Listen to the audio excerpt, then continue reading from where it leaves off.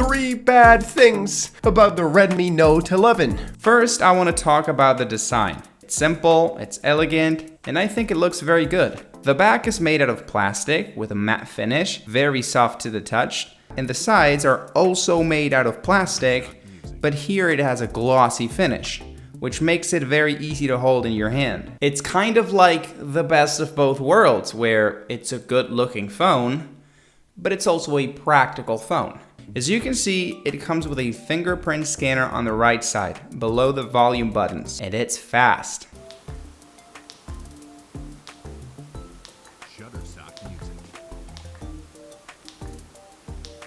We also get speakers at the top and speakers at the bottom, which means we have stereo audio. Great feature to see on a $200 phone, and you can definitely notice.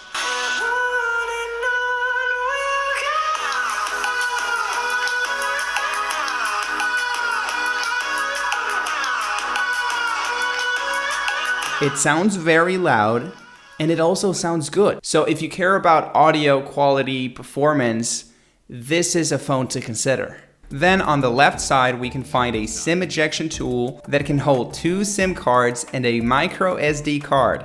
That's why it has 3 slots. The phone feels very smooth when navigating through the system. Of course, since it's a Xiaomi phone, it's running MIUI, and I like it. It looks good, and it doesn't force you to use the Xiaomi apps. Although, of course, they all come pre-installed with the phone. And on top of that, the phone comes with a 90 Hz panel, so it's going to feel even smoother. Here you have the difference in slow motion of the panel running at 60 Hz and the panel running at 90 Hz.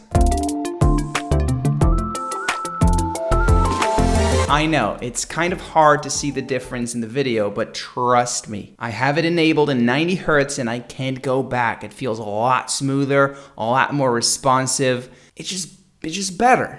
I guess you should go to the store and try it and play with it to see if you notice, but for the people that notice, me included, this is a great feature.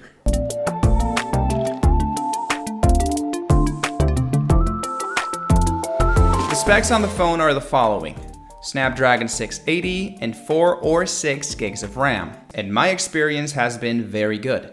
It opens social media apps in no time, and they run perfectly. I have not experienced any lag or dropped frames. With casual games, it's the same story. They open fast and they play at a decent frame rate with no lag. But what if you want to play more demanding games with the phone?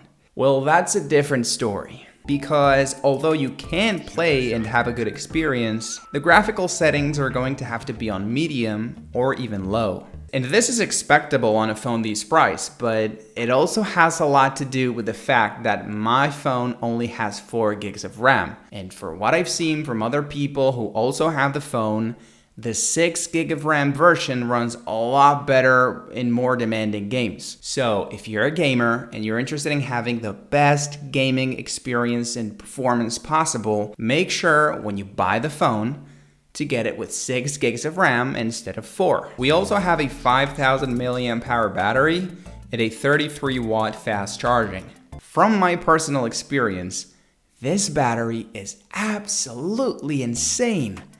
It's not even normal. Like, it's definitely one of the strong parts of this phone. I did a test where I left the phone at 100% battery playing back YouTube videos to see how much time it would take to drain it. And the results were shocking. The battery lasted a whopping 15 hours and 39 minutes of continuous use, which means that a very heavy user is going to be able to use the phone for 2 days straight before touching a charger. And a normal person like me can do 3 days, and your grandma can do like a week. The 33 watt fast charger is also very cool. When you use it, the phone shows like an animation of the percentage going up in real time. And don't get me wrong, 33 watts for a phone in 2022 it's pretty standard, but I would not say that's necessarily a bad thing. I believe all those crazy 70 watts or even 150 watt chargers do harm and tear your battery a lot faster.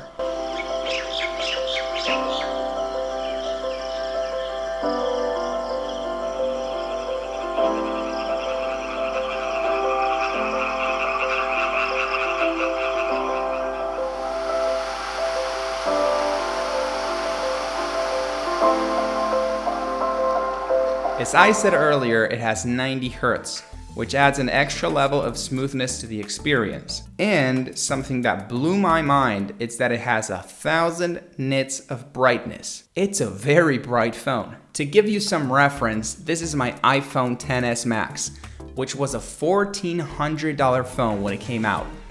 And it only has 620 nits of brightness. A lot less. 1000 nits is absolutely crazy for a phone this price, and it's going to allow you to use it in direct sunlight with no issues. Even at 12 a.m. when the sun is right above your head, the display still looks bright.